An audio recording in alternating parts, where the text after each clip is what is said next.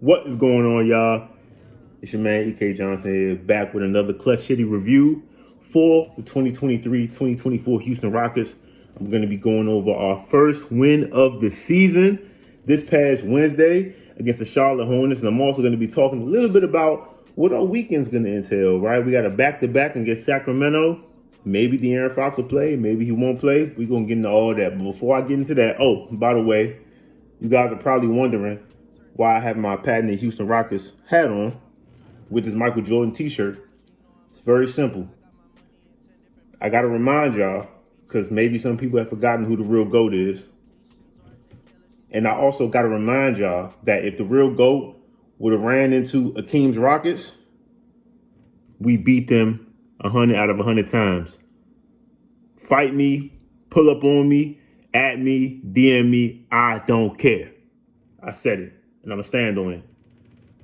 So, now that I got that out of the way, my name is EK Johnson, owner, curator of the Hoop Coalition. I'm a huge Houston Rockets fan. Before we get started, please follow me on IG at coalition.hoops and also on Twitter at coalitionhoops. My last upload was Wednesday afternoonish, right? Like I said, work has been very busy. You know, I have a lot of other things I do outside of this. So please bear with me as I continue to grow this platform where I share my love, my analysis, sometimes my hate, my disdain for the Houston Rockets, as well as other things, right? But today's not the day for that. Today is the day to celebrate because the Houston Rockets got their first win on Wednesday. We ended up beating the Charlotte Hornets 128-119, right? And in that game in particular, everything was working, right? What do I mean when I say everything was working? Let me just give you an example of that. The Houston Rockets shot 52.4% from the field. We shot 56.8% from three. To put numbers to it, we were 21 of 37 from three. To put more numbers to it, every person that was in the starting lineup hit a three. Every person that hit a three in the starting lineup shot over 50% from three. It was just an amazing three-point shooting clinic. And sometimes in this league, you're going to get nights like that. Fred VanVleet was aggressive and he was hitting early. Jalen Green hit 4 of 8 threes. Alperen Sengun, who I think the entirety of Rockets Nation, the Rockets fan base, we've been clamoring for this man. Please shoot more open threes. They're going to give them to you. Work on them, shoot them. He hit 1 3. Dylan Brooks was 3 of 3 from 3. Jabari Smith was 3 of 5 from 3. Then you had Jeff Green, who was 2 of 2 from 3. Jayshawn Tate hit a 3. Aaron Holiday, who came in because Amen Thompson, God bless him, ended up rolling his ankle. And we don't know how long he's going to be out for, but prayers up to that man. Hopefully he, comes back as quickly as he possibly can. But Aaron Holiday, he came in and hit 2 big threes.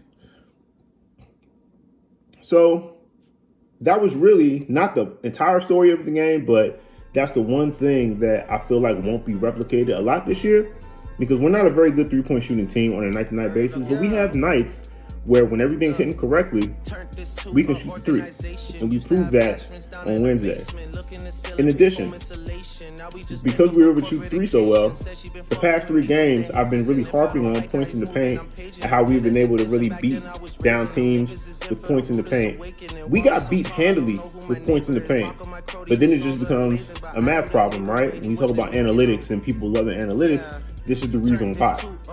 Because 2 is less than 3. 3 is always going to be more than 2. So if you can hit a certain amount of threes in comparison to what the other team is able to hit from 3 or 2, you're going to win the game.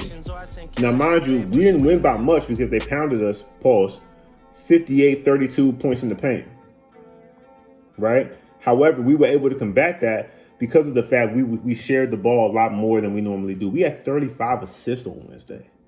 Right, what that tells me is that the ball was moving. We were getting quality offensive possessions in the half court and in transition. It started with Fred. Fred coming off the high screen and roll. He was either bumping to get fouled and maybe get an and one in the lane, or he was driving all the way to the bucket. or he was causing paint penetration and then kicking out the open guys for shots. And at that point, when you're able to draw two wherever you are in the court, all of a sudden the offense has an advantage of being able to move the ball correctly, right? And Fred VanVleet was able to do that. He was able to initiate that.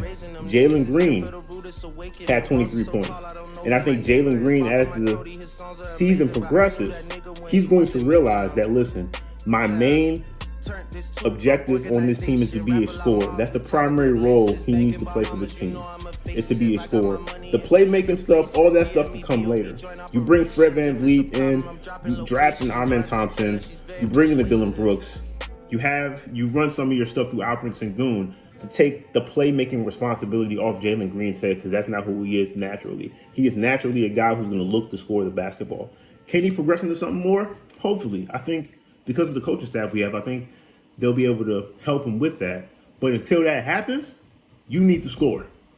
Whether you're slashing from the top of the key, whether you're coming off of pin downs, whether you're coming off a high screen and rolls, getting downhill, getting to the lane, getting to the free throw line, whether you're whether you're taking and making your open threes, those are all the things we need Jalen Green to do. Everybody else who wants him to be like this Luka hybrid and shot, no. He is a scorer. Let him score the basketball. If our other guys do what they're supposed to do, we'll be fine with him scoring the basketball. Another thing I want to point out is Jabari. Jabari had an awesome game, right? Probably the best game he's had this year. Granted, it's only been 4 games, but he's gotten better. He had 17 points, 6 assists, 6 rebounds, 4 assists, 1 block, 7 of 10 shooting. How was he getting most of his points? He had 5 3-point attempts. He had 3 of them. Right, the rest of them, he was getting into the lane. He was shooting that midi. He was getting to the rim. He was diving to the basket. He was slipping screens and finishing off of those. Those are the type of things he needs to be able to develop, and we need to be able to sort of capitalize on, especially when he's being guarded by smaller individuals who may not have the ability to, contest his shots, right? And if he continues to do that, and also on the other end, play solid defense, he's going to be able to find himself in a role for this team where I think he'll be able to maybe average around that 17, 18 points per game margin, sort of like how Andrew Wiggins has been able to really ingratiate himself with Golden State, because he can defend the other team's best player, and he has the ability to go get his own shot. And when he needs to, he can be the center of the offense. I think Jabari Smith has the ability to be that as he continues to grow. But I want to get into Dylan Brooks. Now, I was very vocal over the summer, especially after what happened with the Lakers, that I personally didn't want Dylan Brooks on the Rockets. I thought he was immature. I thought the Grizzlies organization made him look better than he actually is. I was completely wrong. And I feel like a lot of people who root for the Rockets, who are Rockets fans, we were all completely wrong. This guy's been amazing. He's been amazing for us. He had 20 points, 5 assists, 5 steals. 5 steals. 3 of 3 3-point shooting. He's doing all that, and he only shot 7 of 9. He only took 9 shots. Not only has he been extremely efficient and measured on the offensive end, but defensively, he has been our best defender. And it's not even close. He has been absolutely amazing. And the improvements we've seen from game to game, right? From game 1 through game 4 Wednesday.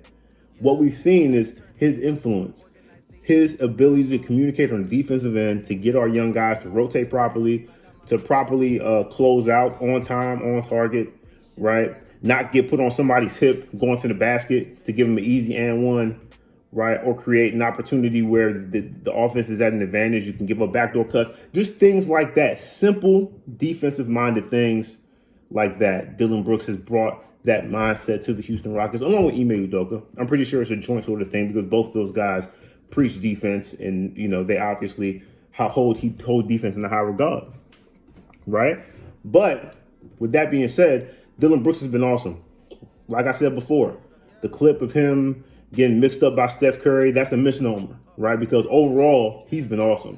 And I think he's only going to get better the more this team continues to gel and grow together, right? And I feel like every time I get on this, I'm going to talk about Alperen Sengun. 19, 7, and 4, 1 steal. down to 12. He is absolutely amazing. Also, against Charlotte, he ended up getting his 500th career assist, which I believe he is now the youngest individual or the youngest big man, a power forward center, whichever you want to call it, to ever get 500 assists during his career. He's an amazing passer. He's an amazing playmaker. He can score the basketball at all three levels. Once he's able to hit that three-pointer consistently with more confidence, more accuracy, he's really going to be tough to guard. There's a reason why a lot of his contemporaries call him Baby Jokic, because he has all of the requisite skills that Jokic has. The only thing he doesn't have is obviously the experience and the size. He's a bit undersized, not as experienced. Everything else, he's got down pat. And I think as long as he continues to progress, he's going to continue to get better and better as time goes on. So, and also Fred VanVleet, right? When we lost to Golden State, I got on him, right? And rightfully so, he got on himself. He said he played terrible. I'm cleaning it up. But he said he played bad, didn't play well, right? Comes out, 22 points, 11 assists. 8 of 17, 5 of 10 from 3. That's what we need him to do. We need him to be a playmaking scorer, right? You don't bring a guy in on $40 million a year and expect him to average 13 and 7. You want him getting 20 and 10s. And he has the ability to do that, right? I understand a lot of Raptors fans were Warning Rockets fans. Pardon me. A lot of Raptors fans were Warning Rockets fans during the offseason. Hey, this guy cosplays as a point guard. You think he's a point guard. He's not really a point guard. You know, he's playing point guard, things of that nature. And what I'm seeing is that he has the ability to facilitate and run an offense effectively. He just has to do that with more consistency. And I think as this team grows, as we gain more confidence, as Dylan Brooks, Jabari Smith, Jalen Green, Amin Thompson when he comes back, Jayshawn Tate, Aaron Holiday, Cam Whitmore when he gets minutes, Reggie Bullock, all these guys who will probably be on the receiving end of Fred at one point or another, penetrating the defense, drawing to, kicking out, right? He's going to be the facilitator of that. And those guys I named may be on the receiving end of that.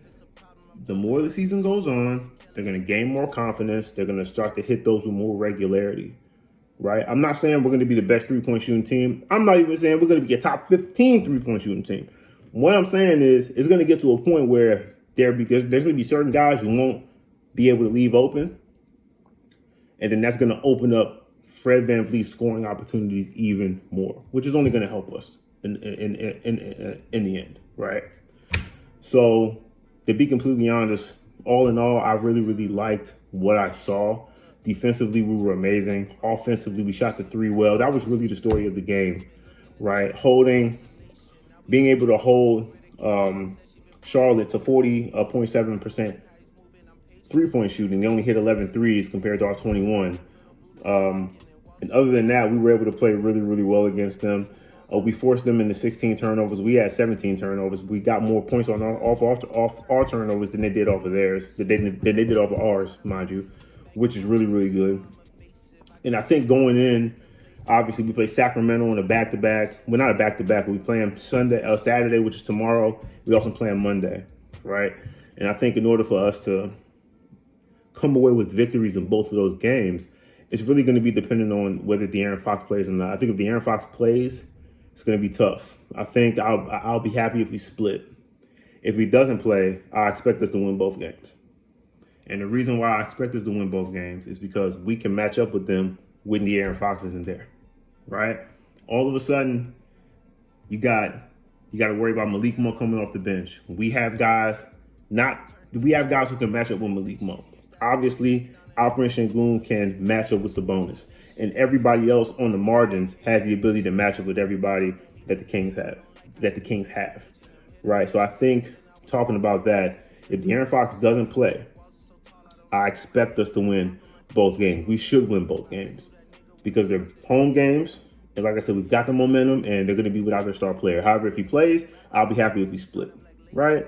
So with that being said, guys, that's my review. That's my analysis for the Houston Rockets against the Charlotte Hornets. Like I said, it was great to see us get our first win.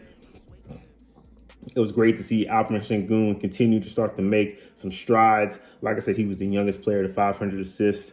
He ended up making that mark against Charlotte on Wednesday. So just super excited for the guys, man. I think it's going to be the start of a really, really positive upswing for us. I think the way we start out months of basketball is going to be very, very imperative to our success. And I think starting off November with a win, hopefully starting off with 2 more wins against Sacramento on Saturday and Monday, I think is only going to set us up for future success, right? So the road to 3-3 is paved, is right there. We gotta take advantage of it, right? And that's all I really got. So once again, guys, thank you so much for tuning in. I appreciate it. Like I said, I'm gonna try my best to do recaps of every single Houston Rockets game this year, right? Doesn't mean I'm going to get it done right after the game is over. Maybe even not even a day after the game is over. Sometimes it may be two games after the game, 2 days after the game is over. It just really depends on my schedule. But I do appreciate you guys for watching. Anybody who clicks on this, anybody who watches it, anybody who patronizes what I got to say, I truly, truly, truly appreciate it, man. And with that being said, you guys have a wonderful, wonderful Friday. Once again, please like, share, and subscribe to the channel, please. Also, if you're not already following me, please follow me on IG at coalition.hoops and on Twitter at coalitionhoops, man. Y'all have a wonderful Friday. Take it easy. I'll see y'all later. Peace. Look, turned this to an organization. Used to have bashments down in the basement.